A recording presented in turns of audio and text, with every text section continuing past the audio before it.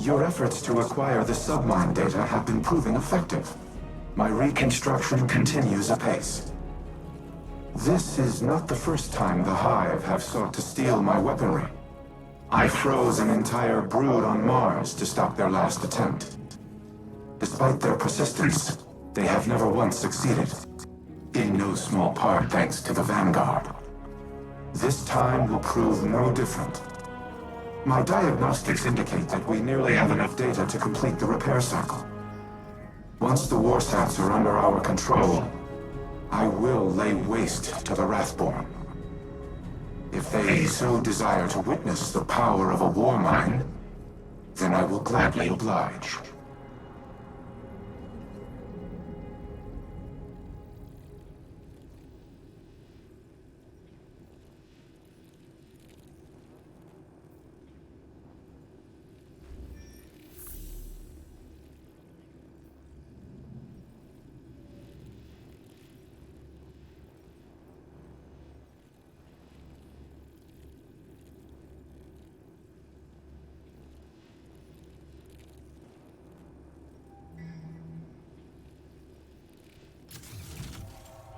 Cryptoliths are back. We're in for another fight to dig out more submined data.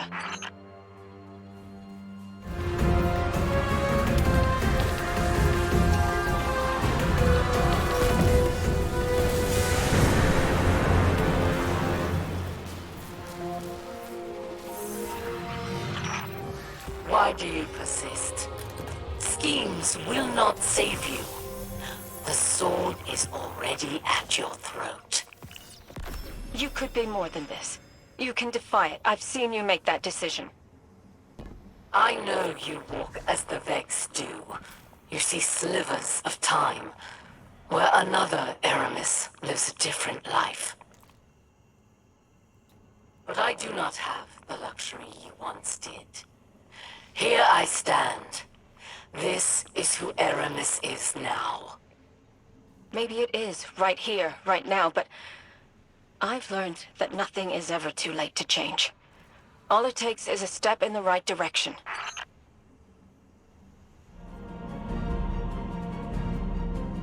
We have no time for pleasantries, Osiris. I bring grim tidings. My Techians have been trying to make sense of Xivu Arath's tactics. Her armies are legion, yet she commits minimal forces to battle. Minimal forces? Every Wrathborn we cut down is replaced by 2 more. She could replace them tenfold, so why does she show restraint? Her worm feeds on warfare. The more violent the act, the greater the power she draws from it. Much like Savathun's worm fed on guile and deceit. Do you mean to say that... This is not a war. It is a ritual. Her death singers weave their magic and prepare for a grand sacrifice. If so, our strategy remains unchanged. Retake the warsats and eradicate the Wrathborn. Just as Xivu Arath desires. The warsats are immensely powerful. Their use would result in unparalleled destruction. She cares not which side is obliterated. Her worm will gorge itself on the carnage either way. She would turn her armies into blood sacrifices. And the warsats would be the blade. Overwhelming force has proven to be the only effective tactic against the Hive. Without it, I do not know what to do. Then I suggest you think of something, and quickly. I will apprise your Vanguard of these findings.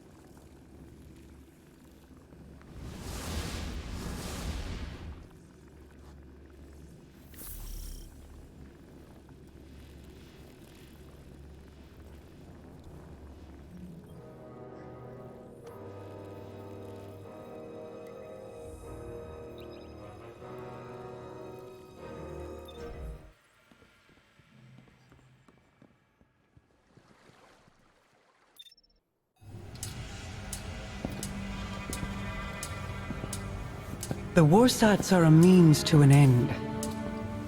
Xivu Arath will bask in the destruction they bring, and open the Ascendant Plane above Earth, as she did on Tora Bottle. It does not matter who pulls the trigger. We must cease our efforts to restore the war mind. No.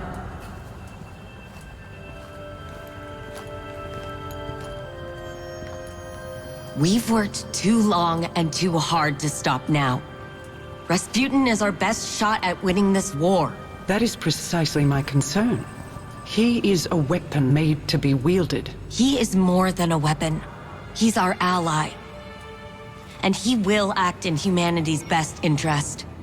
Are you certain? He has kept secrets in the past, acted without counsel or consensus. So have you.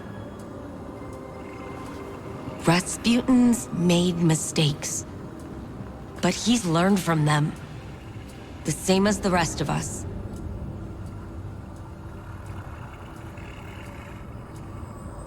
Then I propose we aim not for total victory, but a stalemate. Allow Rasputin to prevent Xivu Arath from claiming her prize, and refrain from using it himself.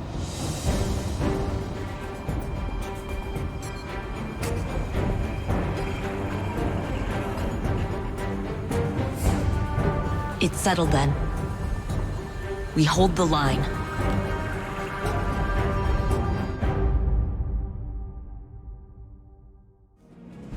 I am a machine of war, built for a singular purpose: to destroy any and all threats to humanity.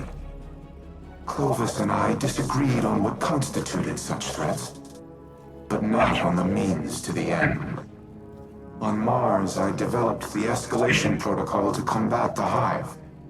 Ever-increasing application of force in the face of rising opposition. Was I playing into Xivu Arath's hands even then? Has she always accounted for my methodologies? What purpose do I serve if my actions place humanity in danger? Am I even capable of developing a solution without mass destruction? This is a calculation I have never had to make. It will take time to run the necessary combat simulations. Follow the directions of the Vanguard in the interim.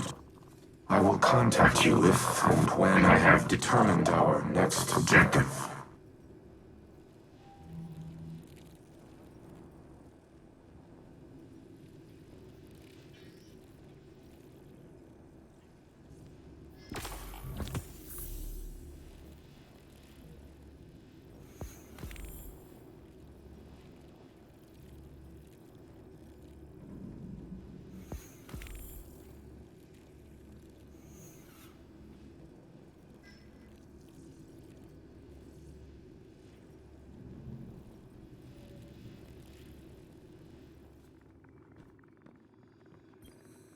Ikora was so bright, so full of promise. How she glowed. Like the light filled her. But it was her eyes that convinced me to take her as my apprentice. What did you see in them?